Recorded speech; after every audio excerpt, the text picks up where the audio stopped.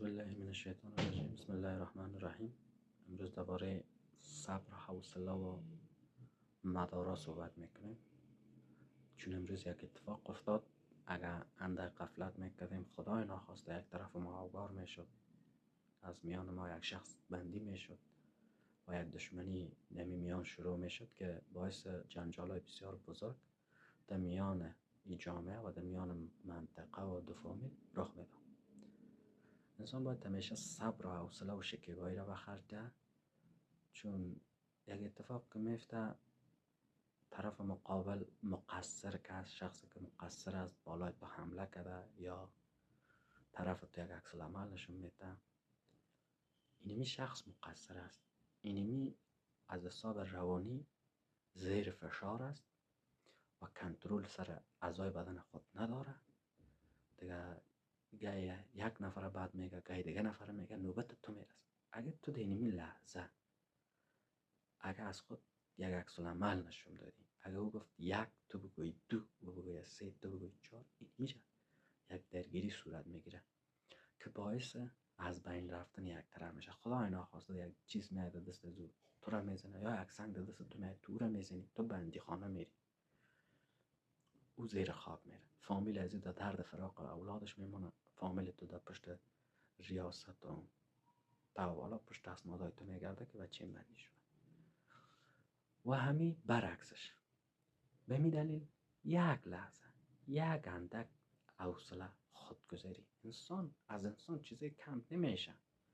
یک انسان طرفت پتکه میکنه، تو بگوی من یاغیستم، تو بگوی من سرکش هستم، تو بگوی من قلدر هستم، پیش میکنی خودت میزنه، دی منطقه اعتبار میره، از دستت میره، امو نام و نشانه که داری والا بچی کس لحظه خود. اگه اندک گذشت کردی تیر خود آوردی، اون موقع پس میگذره، کسی نه تو را بد میگه، نه تو را رد میگه، نه تو بندی خونه میری، نه تو زیر قبر میری، خوشحال به زندگی میگردی. به اینمی دلیل انسان باشه همیشه روی اعصاب خود، روی افکار خود تفکر داشته باشه، همیشه وقت خودگذری داشته باشه. بگذره، از تو چیزی کم نمیشه. یک دو که زدت گپی نیست. حال شاید بیشتر از این دوستا بگه والا هیچی گپایی میزنه، دو دیگه من میمونم. خو یک دو زد سعی سینه، دو زد تو خیستی جدیدش بیا کاک شار دی دیگه نه، یک دو زد تو بخیوره دی با ببینم جوابش چطوره. جواب داده میتونی نمیتونی، اما اندک صبر کردی، گذشت کردی، نفر میره از این گپ خلاص بشه. نه او در بدبختی میمونه، نه تو در بدبختی میمونی. خو یک دو زده او اخلاق فامیلیش نشون میده، او شخصیتش نشون میده. بینی میدلیل گپ است میگذاره خلاص. این امروز یک جریان افتاد، یکی از شخص داخل اولی شد، همراه یک پلیت، مرد نه ری سفید، سر رویش خون پر، یک سه چهار تا بچه جوان گرده پاور دارند و علا زیر سویج برد ترخیص میزنن، در میزنن. حالا ما ما ترس جان حوصله کنیم، حال در ایالت یک را در میدان میبریم، لوده هستن، نمالیستن، تابلیت ها را زدیم، بسر رو برای خود نمیرونن، میزنند، بالت میکنن. سه چهار نفر هم هستن. حالی جانه میرم میگم اگه یار دی ای بچه ها را قدیشون درگیر شدی، این پلید دوست باشه، خدا بالا بگه تو دفعه از پلید دوست کردی. اگه ای آدم به یاد تسلیم کنی، خدای میان تو هم لعب میخوری. آیا میشه ما دوست باشه؟ تو مقصر یک آدم بیگناه را با دوست تسلیم کردی. همون جریان شد، همون گپ شد. خود دیدیم از بیاد چی کنیم، خب ما هم بیرون نبرامدیم، این نفر هم تسلیم نکردیم. خانه خو یک کمی یک تش ماند، قطیب بر آمدیم، سر صحبت شدیم، برو ما این نفر میکشیم، تو میدانی از پشت خانه ما برو، تو را دلت تو کارت. باز دلم آرام نگرفت. خو این نفرات تا شدن، گرفته این نفرها را همراه پلیت دستش گرفته بردیم در پوستت تسلیمش کردیم. تو میبینی پوسته این خوده بیا در میبینی تو جریان شده، تو میدانی کارت، تو مسئولیت داری در قبال از این مردم.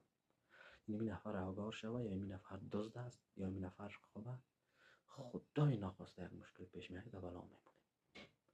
به این میدلی بردیم دولت دانه گز میشه روی کرد که ما میریم موتر پیدا میکنیم میارم میشیم. ما گفتیم از ما خلاص شد، هر وقت کار داشتیم ما در خدمت. خیانه اینمی موضوعی ما بود که اگر یک اندک اشتباه میکردیم ما بیرون میبرمدم واسه تفت تاز بودن 100% دست خالی یک آدم کار نمیکنه. 100% یک عکس العمل نشون میداد، همراه چوب چاقوی میزد. همین زور انسان یک تیشه زدم، 2 تیشه زدم، سومیش مرا میزد. حالا ما کدام گفته یکم تا در قصه های ماورایی که هستن که میگن 9 نفر 20 درجه خواب خیال از حقیقی را من میگم تا 5 تیشه جواب است، اما یکش خود نان خوش نخورده. یک سنگ آوار میکنن جا به جای میفتی میمیری. انسان ضعیفه.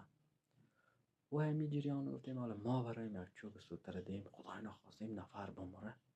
و کی نمیگه این پلید دوست بود، کی نمیگه این دوست، میگه نفر کشته داخل خانه شده نه در پشت خانه این زده ایدش. خواهی این جنجال ها اینی گپ است. از این موضوع ما یه درس میگیریم که صبر و حوصله خوب است، گذشت خوب است، امی بردباری خوب است.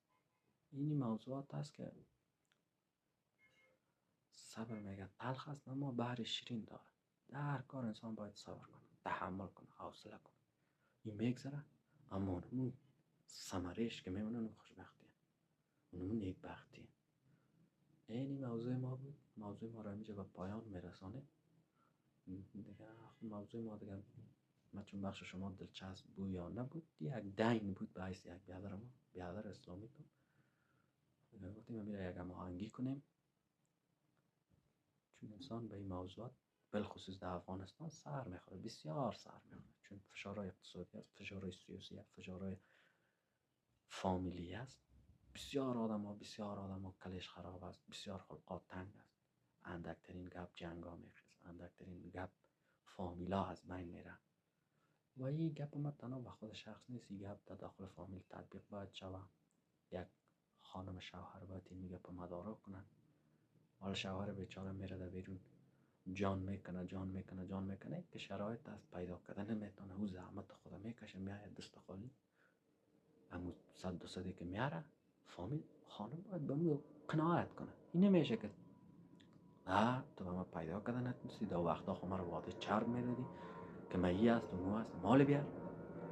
یک دو بگوی نمیشه جنگ میشه، اولاد آدم میدان میمونه. این طلاق گیری گپ از بین میره، بیا یه اوزا پر کن. دنمی دلیل بیا از این گپکا میگذاریم. گپکای کوچک است. گپای بزرگ هم که باشه باید صبر کنی، باید اول شرایط ببینی، اول بررسی کنی، گذشت کنی. یک دو گپی که داره میزنه از تو چیزی کم نمیشه. اگر تو شخص با تقوا باشی، شخص با شخصیت باشی، شخص نامدار باشی، با تو دود از او با نامت نمیفتی. با دو گپ بعد از او تو گناهکار و کافر نمیشی. اگر شخص با خدا باشی، اگر بعد باشی اون گپ پیله میشه، خلاص دیگه بیا گلاوه چی کنی. به می دلیل نمیخوایم تایم ویدیو ما بالا بره دیگه. این موضوع را یادآور شدیم دیگه. خدا کنه خوش و خوشحال باشیم و موفق و کامیاب.